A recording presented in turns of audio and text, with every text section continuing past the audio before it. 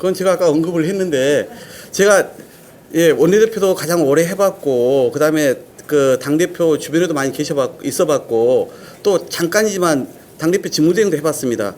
보통 이런 경우에 당의 프로세스는 너무 뻔합니다. 그래서 제가 아까 말씀드렸잖아요. 보나마나 대표가 발표하고 나서 실무검토 지시를 했을 거고 그러니 당연히 거기에 따라서 실무자들이 그 안을 만들었고 그리고 이해찬 전 총리의 애도 기간이 있었기 때문에 그 사이에 였던지 아니면 그 끝난 직후에 보고는 받았을 거라고 저는 확신을 합니다. 뭐 명확한 증거가 있지는 않지만 이제 그런 거기 때문에 이게 실무자 차원으로 그칠 문제가 아니라 보고를 받았고 나서 뭐라고 얘기를 하셨는지가 중요하지 않습니까? 보고를 받았냐?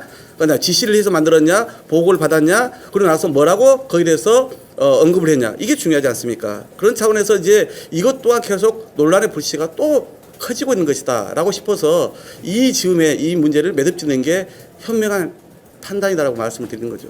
선생님은 아까 기자회견 중에 그거 다 아니라고 말씀하셨습니다. 네.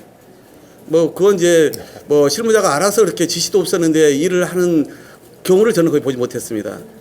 그 상식적이지 않습니까? 그러니까 만약에 대표가 지시를 안 했어도 밑에 있는 주요 당직자가 실무자에게 지시라도 했겠죠. 대표가 직접 그 당직자에게 지시할 경우는 거의 없으니까요. 그러면 분명 그 밑에 대표의 지시나 뜻을 알고 있는 주요 당직자가 실무자에게 지시를 해서 만들었겠죠. 그리고 그 당직자는 당연히 그 지시한 주요 당직자에게 보고를 했을 테고 그 주요 당직자가 배석한 가운데 대표께 보고를 할 수도 있고 보고가 아직 안 될 수도 있는 것은 뭐 그건 제가 상황은 아직 확인할 수는 없는 것이고요. 저도 당무를 오랫동안 봐왔던 입장에서 당직자들이 이렇게 큰 사안을 책임 소재가 있는 사안을 스스로 진행하는 경우는 없습니다.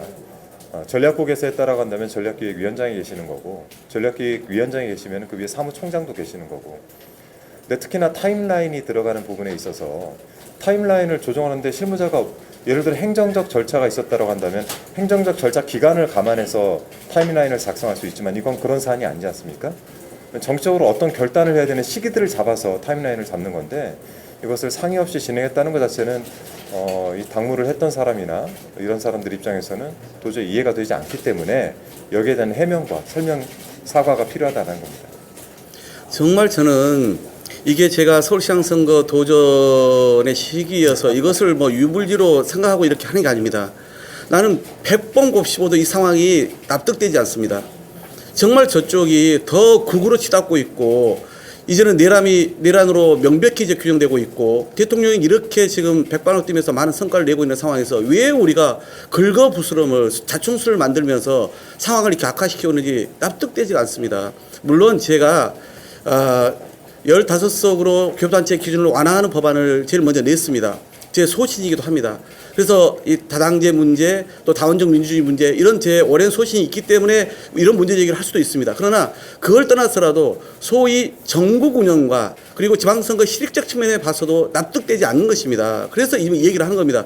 대통령이 중도 보수로의 우리 당의 정체성을 얘기를 했고 그래서 지금 운동장을 넓게 쓰고 있는 건데 왜 이것을 스스로 좁히려고 하는 것인지 왼쪽에서 더 진보적 목소리를 우리 당에게 여러 가지 압박을 놓고 있는데 그 완충 역할을 했던 그 정당의 포지셔닝을 왜 스스로 없애려고 하는 것인지부터 시작해서 수도권, 불경, 2030 그리고 중도 보수층에서 되게 민감한 사안인데 여기에 대해서 왜 그런 표의 확장을 스스로 거둬들이면서까지 하려고 하는 것인지 그래서 지방선거에 대해서 진짜 이기고 싶다라면 그 근거를 달라는 것입니다. 그런데 그런 것도 없이 형식적으로 절차적으로 막 일방 추진하는 것에 대해서는 우리가 민주정당인데 그걸 바로 수용할 수 없어서 정말 가슴에서 진심으로 우러나는 그런 고언을 이렇게 연거푸 드리고 있는 것을 좀 이해해 주시기 바랍니다. 네. 혹시 저한테 질문 있으시면 주시고 저는 네. 또 이동을 해야 돼서. 두분다 관심을 주시는데 네.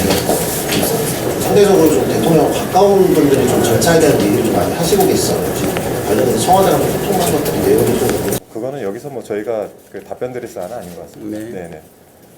하여튼 저희는 절차의 문제만은 얘기하는 건 아니고요. 네. 지금 정동원 대표가 선수별로 간담회를 하고 계신데 네.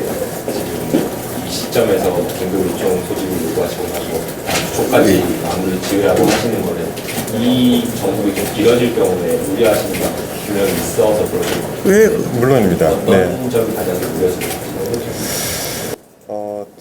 뭐 사실 이게 하루만 길어져도 저희는 여당입니다. 여당의 역할이라는 게 있죠. 여당은 실제 정권을 창출했기 때문에 그 정권이 좋은 결과를 내도록 뒤에서 뒷받침해주는 역할이 가장 큽니다. 특히 이번 정권은 12.3 비상계엄, 윤석열 탄핵, 그리고 굉장히 어렵게 당선되지 않았습니까? 특히 사법부에서 파기 환송까지 시켜서 후보의 자격까지 없어질 뻔했던 그 상황에서 당선이 된 상황에 지금 대통령께서는 의지를 가지고 국민 삶을 바꾸기 위해서 열심히 노력하고 계신단 말이에요. 그러면 다시는 12.3 비상계엄이나 아니면 윤석열 정권 같은 국민들 눈높이에 맞지 않는 정권이 탄생하지 않도록 개혁 입법을 착실히 해나가고, 또 한편에서는 민생과 관련된 사안들을 입법으로 뒷받침하고 이에 대해서 함께 노력할 준비를 해야 되는데 그 시기가 계속해서 밀리고 있는 거예요. 그래서 이런 부분에 대해서 저희가 본질적인 문제로 다시 돌아가서 당의 역할에 집중하자라는 말씀이고, 지금 현재 이 논의가 과정관리를 실패한 거예요. 지도부가. 그럼 과정관리 실패해서 이런 분란을 일으킨다면 잠시 멈추고 여기에 대해서 우리가 집중할 것과 지금 당내 분란을 해소하는 방법들, 이런 것들을 논의를 해야 될 시점입니다. 이거를 지금 계속 늘어놓고 일주일 가고 한 달 가면 결국에 가장 타격을 받는 건 국민입니다. 그래서 전체 저희 비상의총을 열어서 밤을 새서라도 논의하고 여기에 대해서 선배님께서 말씀하신 대로 출구 전략을 짜고, 그리고 나서 이재명 정부를 뒷받침할 수 있는 저희 본연의 임무로 다시 돌아가자라는 말씀을 드리는 겁니다. 대통령이 연일 밤잠을 못 이루면서 부동산 문제를 포함해가지고 여러 민생 경제 문제 정리하려고 진짜 고뇌하고 계시잖아요. 그런데 늘 우리가 그동안 여러 가지 소란을 일으켜서 대통령의 그런 국정 성과가 좀 묻히는 경우가 있었는데 지금도 얼마나 답답하실까요?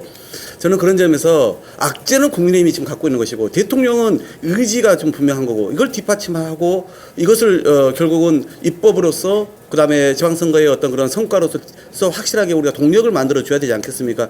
그런 차원에서 우리가 이 상황을 더 악화시킬 필요가 초도 없다. 그러니 빨리 이 문제를 정리하는 것이 좋다. 그래서 저는 딱 그렇게 편습니다. 첫 단추를 잘못 깬 바람에 취지가 변질됐고 갈등이 증폭됐다. 그러니 이제는 다시 원점에서 이 문제를 수습할 때이다. 이렇게 말씀을 드리는 것입니다. 네. 네. 마치겠습니다. 네, 고맙습니다. 네.